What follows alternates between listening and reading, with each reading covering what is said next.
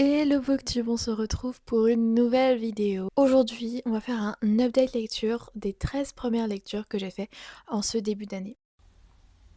À l'heure où je filme, on est le 1er mai, j'ai fini ma dernière lecture hier soir, à plus de 23h, et depuis je n'ai rien ouvert, parce que je voulais à tout prix filmer cette vidéo avant de commencer une nouvelle lecture. Je sais pas pourquoi, voilà, c'est un objectif en tête. Faut pas se poser de questions. Nous allons faire ça d'ordre chronologique, de la première lecture terminée à la toute dernière terminée. Donc on commence tout de suite avec une lecture de Noël. Cette année, j'ai débuté mes lectures avec Noël à la charmante librairie, écrit par Jenny Colgan, et ici sorti chez Pocket. J'ai défini le 1er janvier, donc j'avais espoir que ce soit une lecture de 2025, mais finalement c'est ma première lecture de 2026. Ici nous suivons Carmen qui vient de perdre son travail, qui est un peu dans la mouise et qui va devoir aller vivre chez sa sœur, Sophia, afin d'aider pour la garder ses enfants, et surtout parce que Sophia aurait réussi à lui trouver un job dans une librairie, sans dire que la librairie est en piteux état, et que voilà quoi, c'est un peu la galère. Il faut savoir que Carmen et Sophia ne s'entendent pas très bien, ça fait quelques années où ça ne va pas du tout dans leur relation. Ici, on va suivre la relation de deux sœurs qui réapprennent à s'écouter, à se parler et à s'aimer entièrement malgré le fait qu'elles soient très différentes. Également, on suit Carmen qui finit par découvrir un peu qui sont ses neveux et nièces parce qu'elle n'avait pas vraiment de contact avec eux. Elle disait ne pas apprécier les enfants et finalement, elle se rend compte que c'est quand même ses neveux et nièces et qu'elle a une certaine tendresse envers eux. Et bien sûr, il y a une petite histoire d'amour parce que c'est une romance aussi un peu quand même de Noël. J'ai beaucoup aimé cette lecture, je l'ai trouvée très doudou, déjà parce que j'aime trop suivre des livres qui se passent dans une librairie, étant donné que j'adore les métiers du livre, que j'adore la littérature et les livres, donc ça me fait toujours plaisir de voir un livre qui se passe dans une librairie. Mais aussi, j'ai aimé les différents aspects, que ce soit la relation amoureuse, la relation familiale, la relation surtout avec sa sœur. C'est des sujets qui me plaisent énormément et du coup, j'ai pris énormément de plaisir pour lire ce livre. Si le Noël prochain, vous ne savez pas quoi lire, je vous dirais d'avance de vous préparer à l'acheter, en tout cas de le mettre dans votre wishlist ou s'il est dans votre palle, vous le gardez bien précieusement pour le Noël 2026. Moi en tout cas, je suis très pressée de découvrir des autres Jenny Colgan parce que c'était un plaisir de la découvrir. J'avais entendu parler beaucoup de cette autrice et du coup, je suis contente d'avoir sauté le pas avec ce livre-ci. Pour continuer mes lectures de début d'année 2026, j'ai été tentée de faire des relectures afin de me lancer dans un 3e tome de saga. Donc j'ai relu Assistant to the Villain et également Apprentice to the Villain, écrit par Anna Nicole Mehrer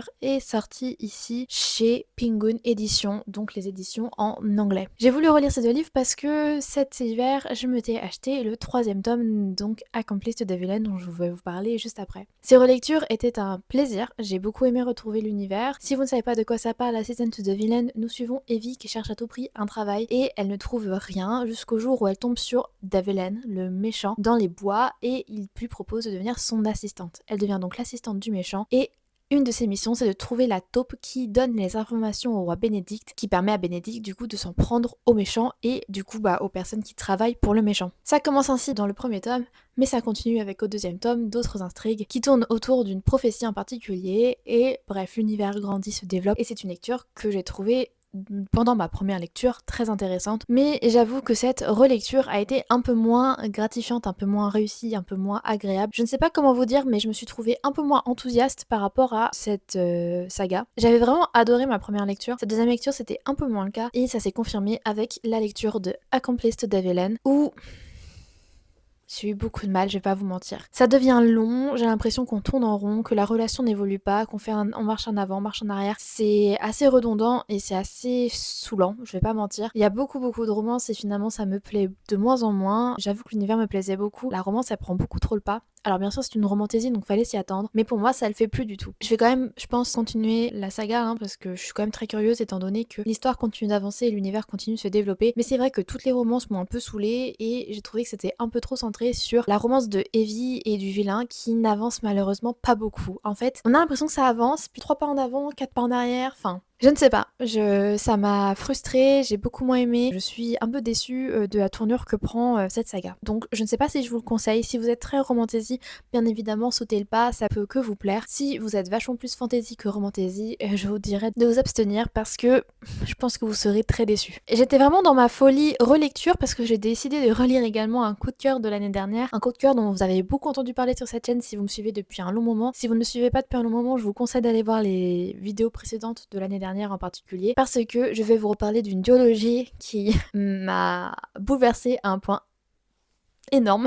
Je vais vous parler du Retour de Saint écrit par Maëlle Pau et qui est sorti chez Hachette. Voici le tome 1 et voici le tome 2. Dans le Retour de Saint, nous suivons Shai qui est une femme comme nous, hein, vraiment elle ressemble à nous. Alors qu'elle est dans une soirée, elle souffle une bougie en faisant un vœu, le vœu de vivre une vie pleine d'aventures et d'amour et d'action. Et le lendemain, elle se réveille dans un univers qui n'est pas le sien. Elle se réveille à Ocean Sudden, un univers où il y a des astres dans le ciel qui régit un peu les royaumes. À l'époque où elle se trouve, l'astre Sahin est mort. Elle se retrouve à devoir travailler avec le prince déchu, prince qui n'est plus à ce moment-là en vie, Noun, qui appartient du coup au peuple rattaché à Sahin. Et donc, elle va devoir essayer de sauver Sahin en retrouvant son cœur pour sauver Sahin, mais 40 cycles plus tôt si je me trompe pas, parce que du coup, Noun et elle ne sont pas sur la même temporalité dans cet univers. Il faut savoir que quand j'ai lu ce livre, j'ai énormément pleuré. Mais vraiment, quand je vous dis énormément pleuré, c'est honteux.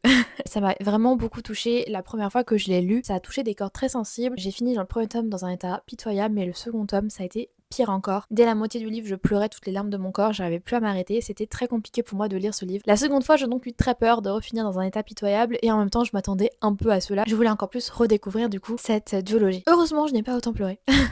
J'ai pas autant apprécié parce que la première fois c'était vraiment la découverte. C'est la découverte qui m'a fait lire ce livre aussi vite, aimer autant cette lecture. Je dis pas que j'ai moins aimé, je dis juste que j'avais moins de... J'étais moins pressée on va dire de lire le livre. J'étais moins subjuguée par le fait de découvrir cet univers vu que je le connaissais déjà. J'avais moins d'entrain entre guillemets à y aller étant donné que je savais déjà tout, donc je l'ai moins bouffé que la première fois. Ça m'a fait beaucoup de plaisir de relire cette duologie. Je n'ai pas autant pleuré, j'ai presque pas pleuré d'ailleurs je crois, et heureusement, j'étais émue mais pas au point de pas réussir à lire. J'en garde toujours un très bon souvenir et je suis même très heureuse d'avoir pu relire et d'avoir pu finalement me créer de nouveaux souvenirs autour de cette lecture qui ne soient pas mes larmes.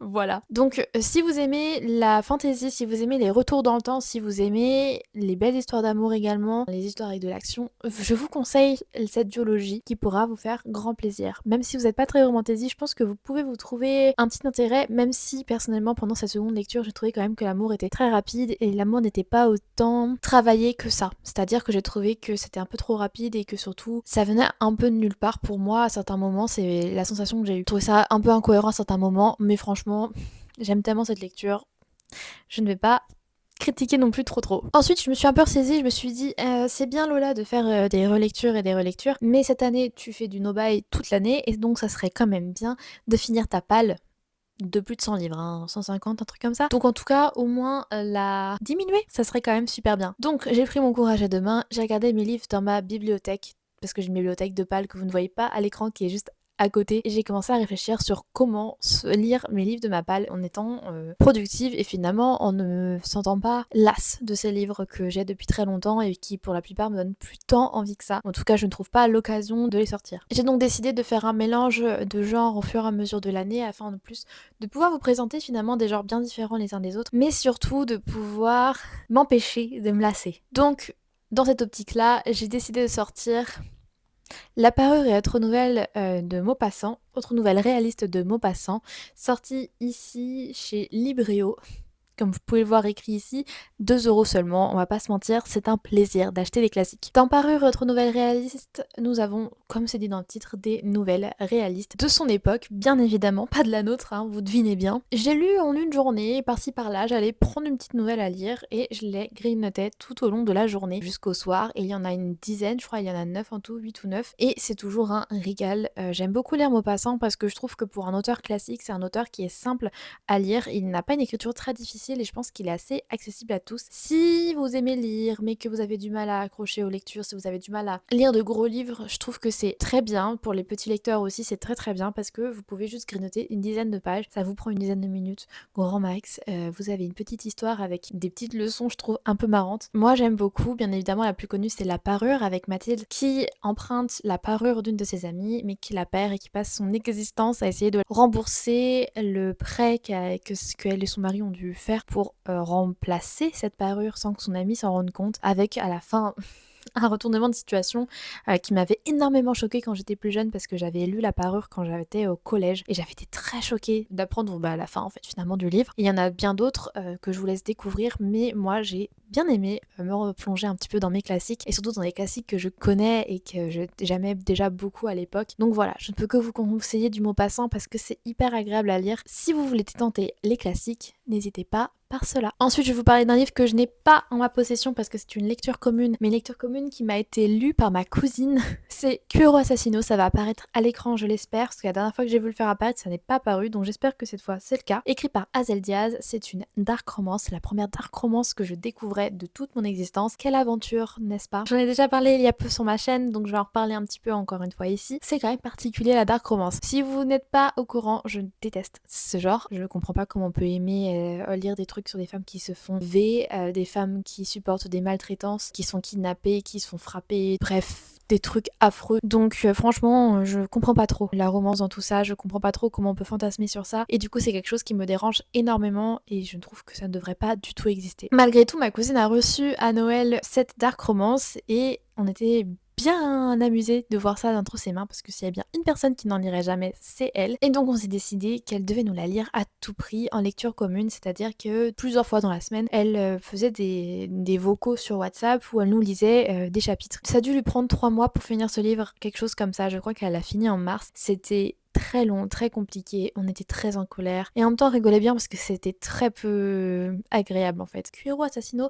c'est un premier tome d'une saga, je pense, je n'en sais rien du tout, je ne sais pas si ce sera une trilogie ou une saga, où on suit Ayane qui est de base SDF et qui va voler des mafieux, mais surtout elle va en tuer un en fait et se monter du coup à dos la famille de mafieux la plus connue de l'Italie. C'est alors qu'il décide de ne pas la tuer mais plutôt de la marier de force au futur chef de cette mafia. Et voilà, on les suit où chaque chapitre il lui arrive des drames invraisemblables, il n'arrive que des trucs de dingo, cette femme se fait frapper, violenter, etc. à un point inimaginable tous les jours.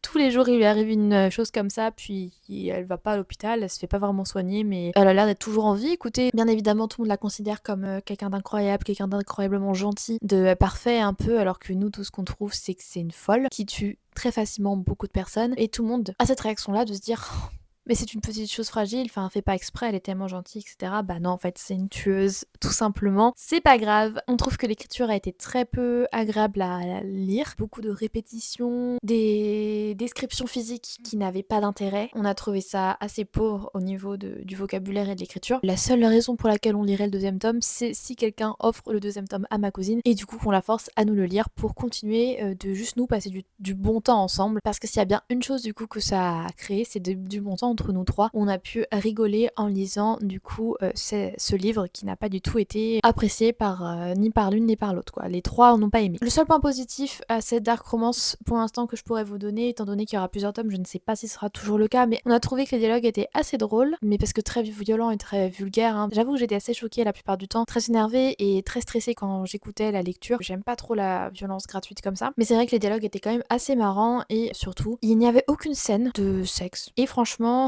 super pour nous parce que on n'était pas très à l'aise à l'idée d'en lire dans ce genre de contexte. Je pense qu'il y en aura sûrement dans les prochains tomes, hein, je me fais pas de fausses illusions. Une dark romance sans rapport intime me semble étrange, étant donné que j'ai l'impression que c'est un peu leur dada. Mais en tout cas, pour l'instant, je profite de ce néant et ça me va très bien. Maintenant, je vais vous parler d'un beau bébé de plus de 700 pages qui est extrêmement connu. Babel, écrit par R.F. Kuang et sorti ici chez la maison d'édition PAL. Je crois que j'en ai parlé dans un dernier vlog lecture, si je ne me trompe pas, donc je vais pas trop m'éterniser également sur celui-ci, car si vous souhaitez voir mon update lecture, vous n'avez qu'à regarder le vlog. Mais ici, en tout cas, nous suivons Robin Swift, qui est un jeune homme venant de Canton et qui a été ramené en Angleterre par le professeur Lovell, qui décide un petit peu que ce soit son élève, apprenti en tout cas, et il veut à tout prix que cet enfant apprenne les langues, le grec, le latin, le mandarin, afin de rentrer à Oxford, en particulier dans Babel, pour devenir un babilleur, et du coup afin de pouvoir en fait utiliser les langues qu'il a apprises afin d'améliorer les techniques finalement de l'argentogravure. Là comme ça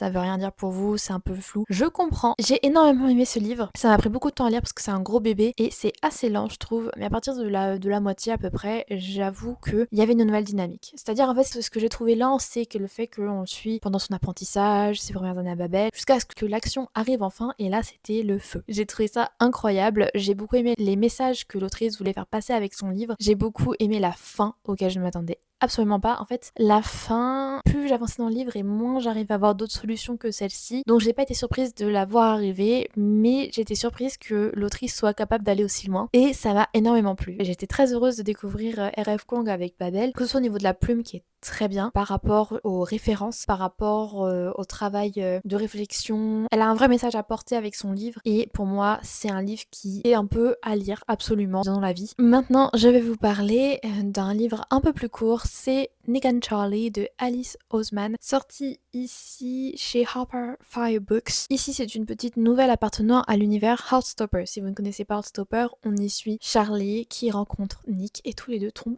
amoureux, tout simplement. Ce sont des petits romans graphiques très mignons, plein d'amour et même un peu plus parce qu'on parle de sujets un peu plus difficiles au fur et à mesure des tomes. J'ai toujours l'impression d'être dans un cocon quand j'ouvre les livres de Alice Oseman, que ce soit les Heartstopper ou tous les autres livres qu'elle a pu écrire par le passé. Ici donc c'est une petite nouvelle qui se passe 2 ans après la mise en couple de Nick and Charlie, donc 2 ans après le début de Heartstopper, où nous suivons Nick et Charlie. Nick va partir à la fac dans peu de temps et Charlie a du mal à concevoir le fait qu'ils vont être séparés pendant aussi longtemps. Est-ce que leur relation peut durer? Est-ce que s'il reste en couple, il va pas un peu empêcher Nick de vivre la vie universitaire à fond? Bref, beaucoup de questionnements autour de cela qui perturbent énormément Charlie au point où patatras, quelque chose se déroule. J'ai beaucoup aimé parce que je trouve que ça amène un tournant par rapport à leur relation où on voit qu'elle n'est pas faillible. Déjà, depuis même dans Stopper, on voit qu'ils se disputent, etc. C'est normal. Mais j'ai trouvé ça beau de voir que l'amour évoluait et grandissait et il y avait des questionnements que beaucoup de couples, de jeunes couples doivent avoir également. Et j'ai trouvé que c'était très bien écrit, très bien travaillé. De toute façon, je trouve qu'Alice Oseman travaille extrêmement bien ses personnages. Quand elle écrit des ados, je trouve que c'est assez réaliste et assez sincère. Je trouve que c'est une très belle lecture, surtout à découvrir. Si vous avez peur du futur avec votre partenaire, si vous avez peur que les chemins dans votre carrière, dans vos études, etc. amènent à ce que quelque chose se brise, quelque chose disparaisse, je pense que c'est bien aussi de le lire pour vous rassurer. Si vous aimez les petites nouvelles toutes douces qui parlent de sujets que tout le monde peut connaître, n'hésitez pas, je vous le recommande grandement. Nous allons passer à mes 3 dernières lectures, qui datent du mois d'avril 2026. Donc la toute première que j'ai finie, c'est Dracula, écrit par Bram Stoker et ici sorti chez J'ai lu. Dracula, c'est un livre mythique. Tout le monde connaît le personnage, ce vampire qui terrorise un peu tout le monde. Je ne connaissais toujours pas réellement le livre d'où venait cette créature. Donc j'étais très ravie de découvrir enfin cet énorme bébé également de plus de 600 pages. Oui, je vous dis, j'essaie de trouver des moyens de sortir mes livres de ma palle. Donc je fais des mélanges petit livre, gros livre, classique, pas classique. Enfin bref. On essaye de faire comme on peut. Ici donc on va suivre Jonathan Harker qui va devoir aller en Transylvanie pour rencontrer le comte Dracula et séjourner quelques jours chez lui car le comte Dracula souhaite acheter une propriété en Angleterre. Jonathan Harker se rend compte très vite qu'il est prisonnier dans le manoir où vit Dracula et qu'il ne peut pas partir et il se rend bien vite compte aussi qu'il y a quelque chose de louche, que ce n'est pas qu'un simple homme mais bien plus que ça. Parallèlement nous suivons Mina Harker, sa compagne, sa future femme qui commence à s'inquiéter parce qu'elle ne reçoit plus de lettres de Jonathan, donc elle ne sait pas ce qu'il devient et surtout son amie Lucy avec qui elle passe la plupart de son temps commence à avoir un comportement un peu bizarre, crise de somnambulisme, problème d'anémie, etc. On se rend bien vite compte que tout est un peu lié, plein de personnages se rencontrent, se croisent et surtout créent quelque chose de fabuleux, ce livre. Ce roman est un roman épistolaire que j'ai beaucoup apprécié. J'ai pris du temps à rentrer dedans, mais finalement j'ai passé un très bon moment. Le moment où j'ai fini par m'accrocher, c'est quand tous les personnages dont nous suivons les quelques lignes finissent par se retrouver et travailler ensemble contre Dracula afin d'éliminer finalement cet être mythique. Je trouve ça génial à partir de ce moment-là. J'ai trouvé que le personnage de Mina Harker était le personnage le plus intéressant car c'est une femme forte, ce qui est très surprenant venant de l'époque. Elle est intellectuelle, elle est curieuse, elle est intelligente, elle est incroyable. Je trouve que c'est ça qui permet de faire avancer l'histoire réellement. Mais bon, 19e siècle, vous devinez bien, c'est écrit par un homme, les personnages sont tous des hommes à part elle. Beaucoup de sexisme apparaît dans ce livre, tristement. Malgré tout, j'ai passé un très bon moment. J'ai pris beaucoup de temps à lire quand même parce qu'encore une fois, c'est un beau bébé et puis lire un roman épistolaire, c'est pas pareil que lire un roman lambda. Pourquoi? Bah tout simplement parce que on a l'action qui est retranscrite après coup, on n'est pas au milieu de l'action, donc on n'a pas ce feu, cette envie de continuer à lire parce qu'on est en plein feu d'action. Non, on est en train de lire une retranscription de ce qui s'est passé il y a quelques heures heures, voire quelques jours, donc c'est pas la même chose. Mais malgré tout, j'ai trouvé ça super. Un peu déçue quand même de la fin que je trouve précipitée, alors que je trouvais que c'était bien parce qu'elle était de base écrite de manière assez lente, comme à peu près tout le roman, j'ai envie de vous dire. Mais elle arrivait doucement et sûrement, donc je m'attendais à quelque chose de plus décrit pour les derniers instants. Et c'était très rapide. Je trouve qu'il y a eu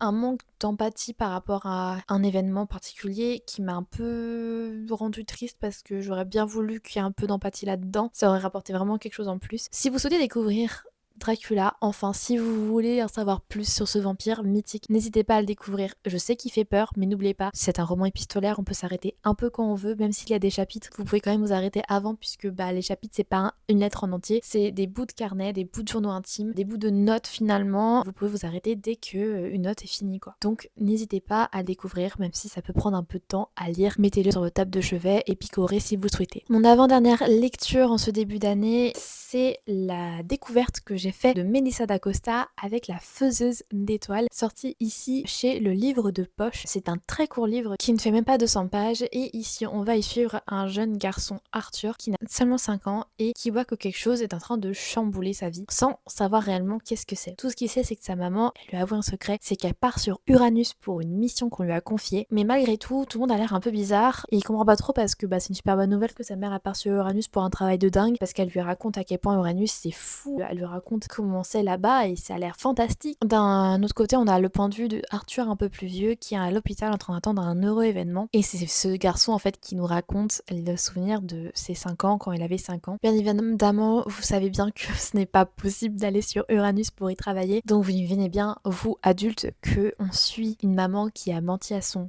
petit garçon pour lui cacher la sombre vérité qui est que sa maman est en train de partir, de mourir tout doucement d'une maladie. J'ai trouvé ça hyper beau de suivre ça du point de vue de l'enfant et de voir une mère qui essaie de garder des derniers souvenirs en fait avec son enfant, des beaux souvenirs, de créer tout un imaginaire derrière pour lui permettre de ne pas souffrir. J'ai trouvé ça très beau, très triste. J'ai beaucoup aimé le fait que je puisse comprendre en fait les deux points de vue, c'est-à-dire que je comprends très bien pourquoi Arthur peut en vouloir à sa famille. Je peux comprendre également pourquoi cette maman a eu cette envie de protéger son enfant parce que à 5 ans, c'est compliqué de dire que ta maman va partir quoi. Si vous souhaitez pleurer toutes les larmes de votre corps, n'hésitez pas à découvrir ce magnifique bouquin. Il n'est pas très long, il est très émouvant, très bien écrit. J'ai adoré la plume de Melissa d'Acosta. Je suis très pressée de découvrir ses autres livres et je ne peux que donc vous conseiller ce petit bouquin qui est juste trop bien. Enfin, ma dernière lecture actuellement, c'est La Revanche d'une princesse écrit par Kate Jacobs et sorti chez De Saxus. C'est un livre qui est magnifique. Oui, peut-être que je l'ai acheté parce qu'il est très beau. Bien évidemment, je suis quelqu'un de faible et j'avoue que les beaux livres, ça me plaît aussi beaucoup. J'en ai pas beaucoup parce que ça coûte cher, mais ça fait toujours plaisir. J'ai acheté ce livre parce qu'il est beau certes, mais aussi parce que on y suit une princesse qui doit se fiancer de base avec Darnol, le prince du royaume d'Akosé. Sauf qu'il dit, je sais qu'on devait se marier depuis notre enfance, tout le monde nous en parle, on doit se marier, etc., avoir des enfants, protéger nos deux royaumes en étant l'un avec l'autre. Mais finalement, j'ai plutôt mettre fin à nos fiançailles avant même qu'elles débutent parce que t'es pas une guerrière et moi je veux une reine guerrière à mes côtés et pas une reine. Elle prend la mouche, bien évidemment, et elle décide donc de rentrer dans l'école militaire, un peu soldat, je sais pas comment dire. On lui-même fait son entrée avec son capitaine de sa garde, en tout cas de ses soldats, je sais pas comment dire à chaque fois. Et donc en y rentrant, elle a pour volonté de lui prouver qu'elle est capable d'être la reine, qui l'accompagnera dans le futur, mais en fait ça se passe pas trop comme prévu parce qu'elle rencontre Ronan, le capitaine, et finalement c'est plutôt avec lui qu'elle va s'amouracher. J'ai beaucoup aimé cette lecture, déjà parce que Clia, donc la princesse, est un personnage qui n'est pas seulement une image, une jolie fille, mais elle est bien plus que ça, elle est courageuse, elle a plein de passions, des passions qui n'ont rien à voir avec son rôle de princesse parce qu'elle adore coudre par exemple, ce qui lui est interdit un peu, on lui dit tu peux pas être couturière, faut que tu sois princesse en fait. Elle est plus complexe que ça, mais c'est quelqu'un surtout de très généreux, de très prévenant et voilà quoi, enfin juste elle est trop cute. Donc c'était hyper agréable de suivre un personnage comme ça. Ronan aussi j'ai trouvé très agréable à suivre, j'aime beaucoup son histoire, j'aime beaucoup son dévouement et son attachement envers ses proches. J'ai trouvé ça très beau à voir. D'ailleurs, elle aussi, elle a un dévouement envers certains personnages qui est très beau. J'ai adoré l'histoire. Ici, il y a de la romance, mais il n'y a pas que. Il y a beaucoup de stratégie, de politique qui n'est pas à mettre de côté. C'est clair, je ne sais pas vraiment si c'est de la romantaisie parce que pour moi, ça peut rentrer juste dans de la fantaisie avec certes de la romance, mais c'est pas le centre de tout ça. Franchement, pour moi, c'est pas le centre de l'histoire. Je trouve que la politique est plus intéressante que la romance. Mais comme d'hab, de toute façon, j'ai tendance à préférer ça. C'est pour ça, si vous aimez la romantasy, je vous conseille, mais si vous aimez la fantasy, essayez quand même, ça se trouve, ça pourrait vous plaire aussi. Également, si vous êtes des personnes de la communauté LGBT, ou si vous soutenez la communauté LGBT, que vous n'avez aucun problème avec tout ça, j'espère déjà que c'est le cas, parce que si vous me suivez et que vous n'êtes pas à l'aise avec ça, c'est un peu trompé de chaîne, hein, on va pas se mentir. Si vous faites preuve en fait d'humanité tout simplement, je pense que vous adorez le fait qu'il y a des personnages LGBT. Eux deux sont d'ailleurs de la communauté LGBT, puisque en fait ils aiment des garçons, des filles, ils s'en foutent un peu. Et même il y a des personnages non binaires. Quoi de mieux que de la diversité dans le monde? Moi j'adore ça. Surtout que c'est même pas un sujet dans le livre, c'est juste ainsi que le monde est fait. C'est tout, point à la ligne. Je vous conseille grandement cette histoire que j'ai trop aimé et que j'ai fini seulement hier. Comme je vous l'ai dit, c'est le livre que j'ai fini à plus de 23 heures parce qu'il était juste trop bien et que je voulais juste le bouffer parce que j'ai juste trop aimé suivre ces personnages. La seule chose compliquée pour moi dans ce livre, c'est la prononciation des prénoms et des noms des lieux, des dieux, des déesses qui existent. C'était un peu compliqué. Je ne sais pas du tout s'il y a un deuxième tome, j'espère. Parce que selon moi, le livre n'est pas fini. Il y a encore tellement de choses à découvrir. J'ai envie d'en savoir encore plus sur l'univers et de voir encore plus de choses et de suivre encore plus longtemps nos personnages. Bref. Voilà ma toute dernière lecture pour l'instant de l'année 2026. C'est un peu le bazar tout autour de moi, il y a tous mes livres qui sont posés et qui m'entourent en fait, telle une forteresse de romans, mais j'adore. Je vais vous laisser ici pour cette vidéo, j'espère que vous avez aimé cette update lecture un peu rapide. Cette update lecture, j'ai pas été en profondeur dans les livres, mais si vous souhaitez voir mes updates lecture au jour le jour presque, je vous conseille d'aller sur BookTok car je parle de chacun de ces livres. Je prends une vidéo entière pour chacun de ces livres, ça peut aller à 5 minutes jusqu'à 10 minutes juste pour vous en parler. Et je vous fais la lecture également des premières lignes de chaque livre ici présent, même les livres en anglais. S'il vous plaît. N'hésitez pas à me dire si vous avez lu certains de ces livres, s'il y en a qui vous tentent, s'il y en a que vous n'avez pas aimé, au contraire. Je suis très curieuse de savoir votre avis. Moi, je vous laisse ici. N'hésitez pas à aimer cette vidéo, à la partager, à la commenter et surtout à vous abonner à ma chaîne. Et surtout, je vous souhaite de bonnes lectures et je vous abandonne ici maintenant pour retourner lire.